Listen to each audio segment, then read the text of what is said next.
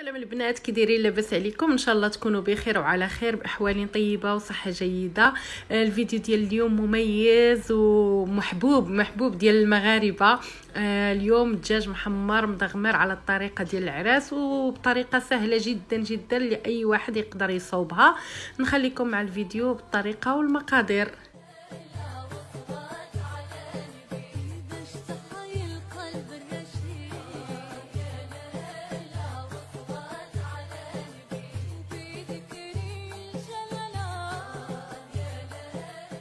المقادير اللي غادي نحتاجو ل3 ديال الدجاجات يعني بحجم متوسط. المهم الدجاج كنت ديجا غاسلاه ليله قبل ومنشفاه من الماء مسقطر. غادي نحتاجو العطريه، معلقه صغيره ديال البزار، غادي نحتاجو قعقله وبسيبيسه، واحد 3 الحبيبات وشويه ديال البسيبيسه، معلقه صغيره ديال القزبر يابس، معلقه كبيره ديال الكركم، معلقه كبيره عامره ديال سكينجبير طري، 3 ضامات ديال الزعفران يعني اختياري وزعفران زغبه، شويه ديال الملحه. غادي نحتاجو واحد الكركوبه ديال الثومه، تقريبا واحد 20 حبه ديال الثومه هكايا معصوره. غادي نحتاجو واحد الحامضه كامله مصيره مقطعه رقيق. غادي نحتاجو القزبر ومعدنوس، تقريبا واحد الزلافه يعني كبيره ديال القزبر ومعدنوس، والقزبر يكون غالب على المعدنوس. الهريسه غادي نحتاجو عاود شويه ديال السمن.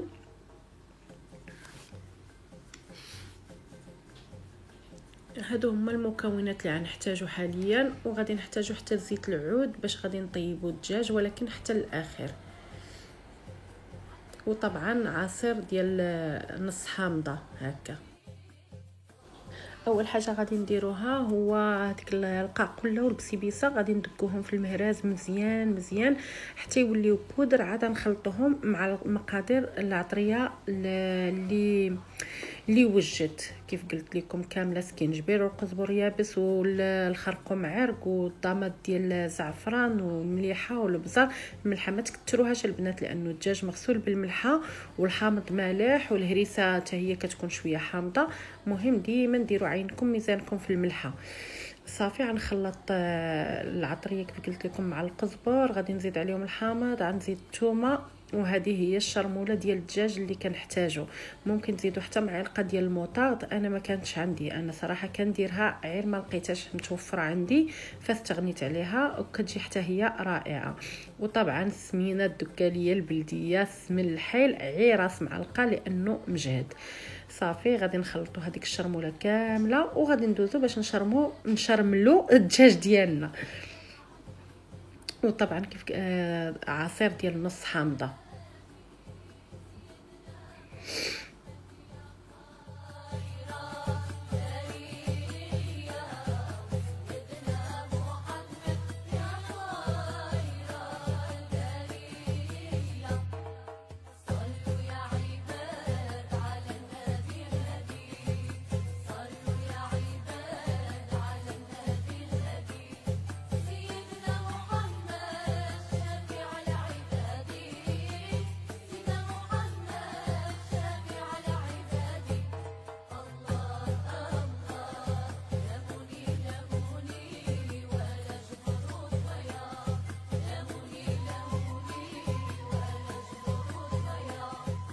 كتشوفوا زدت شويه ديال الماء باش تخلط لنا العطريه ديالنا مزيان وتنسجم.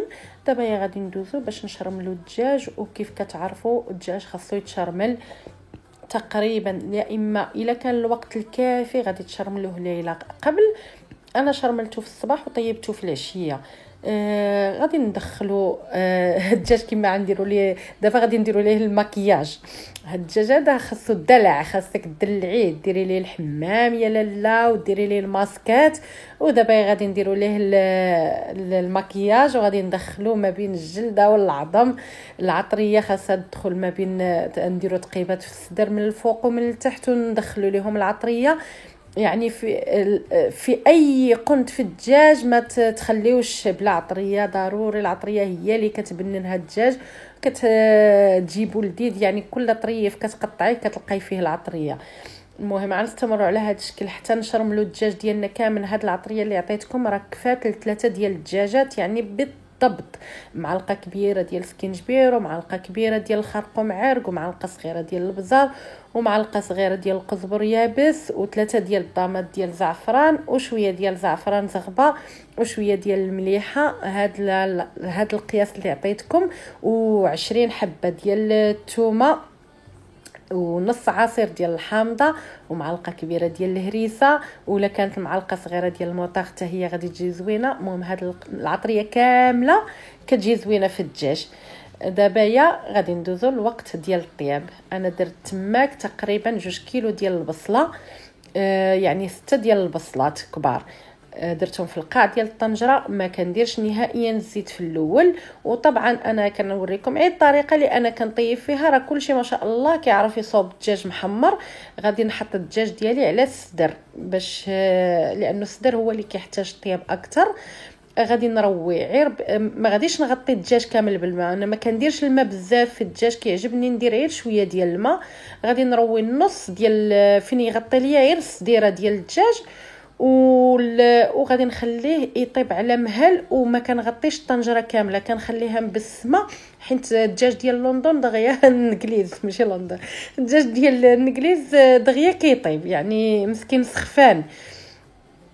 المهم كيف كتشوفوا ها هو دابا قلبته وبديت كنتقف فيه، بدا كيدخل ليه الطياب.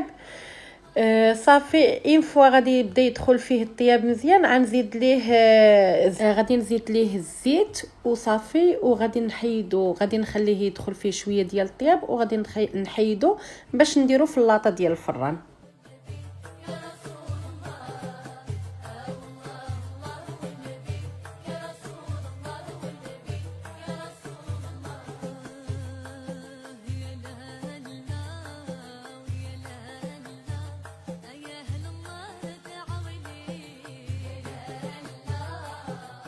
صافي دابا ضفت الزيت وطاب لي الدجاج، غادي نحيدو وغادي نديرو في اللاطه، وما غاديش ندهنو ولا ندخلو الفران حتى يقربوا يجيو الضياف، عاد ندخلو يتحمر.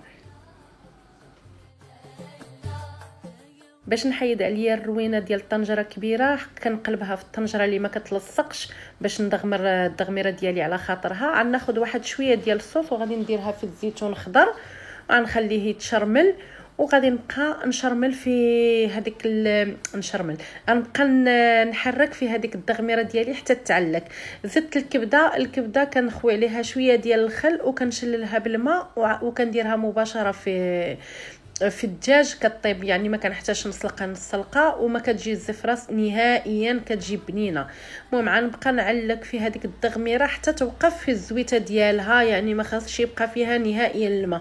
اللي كيبغي الروا ممكن يخلي شويه ديال الروا، ولكن هي الدغميره يعني ديال العراسات كتبغي تجي واقفه في الزويته ديالها.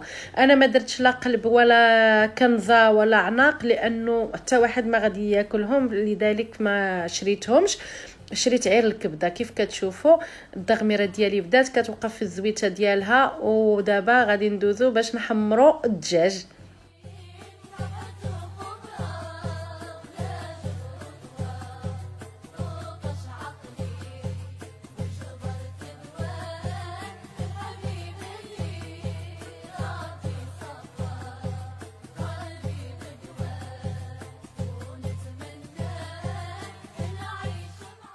انا كندير شويه ديال الزبده كنخلطها مع شويه ديال الموطاغ هي باش كندهن الدجاج ديالنا. والفران راه ديجا سخون وغادي ندخلهم يسخنوا على حراره عاليه باش يتحمروا ليا وما يكرموش، فهمتوا؟ لانه الا كانت الحراره ديال الفران ناقصه غادي ياخذوا وقت طويل باش يتحمروا، وهما ما حدهم كياخذوا الوقت الطويل باش يتحمروا وما حدهم كيكرموا. اما ملي كتجهدوا الفران كياخذوا واحد اللوين غزال، وفي نفس الوقت كيتقرمشوا من الفوق وكيبقاو لداخل ديال الدجاج كيبقى رطب.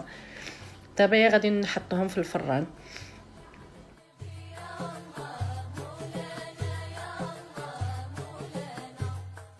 صافي الدجاج ديالنا وجدت البيض ديال السمان كنت ديجا سالقاه، غادي غنحط الدجاج، غادي نسربيه وغادي نحيد ليه هذوك الخويطات باش كنت شاده الرجلين صافي. وغادي نبدا نقاد في التغميره ديالي. الطبيصيل صراحه ما عاونيش، ولكن ما عنديش طباصل كبارين بزاف، وحتى الطيافر اللي عندي باش كنحطهم للضياف ما كيهزوش طبسيل اكبر من هذا.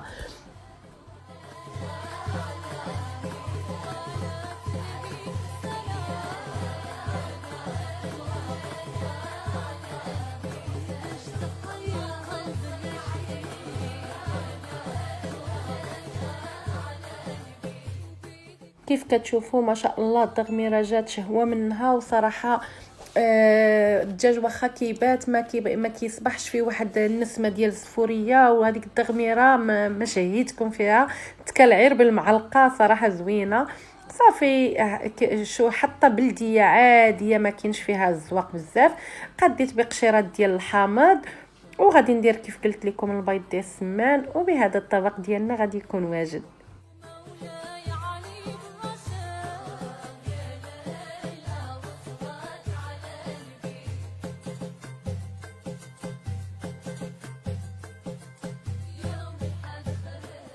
وصلنا لنهايه الفيديو، كنتمنى يعجبكم هذا الطبق ديال الدجاج محمر اللي معروفين به المغاربه، وكنتمنى تبارطاجيوه مع الحباب والصحاب، وتزيدوا تدعموني باللايكات وبالتعاليق. وشكرا بزاف بزاف بزاف على المشاهده وعلى التشجيعات ديالكم، والى اللقاء في فيديو قادم ان شاء الله.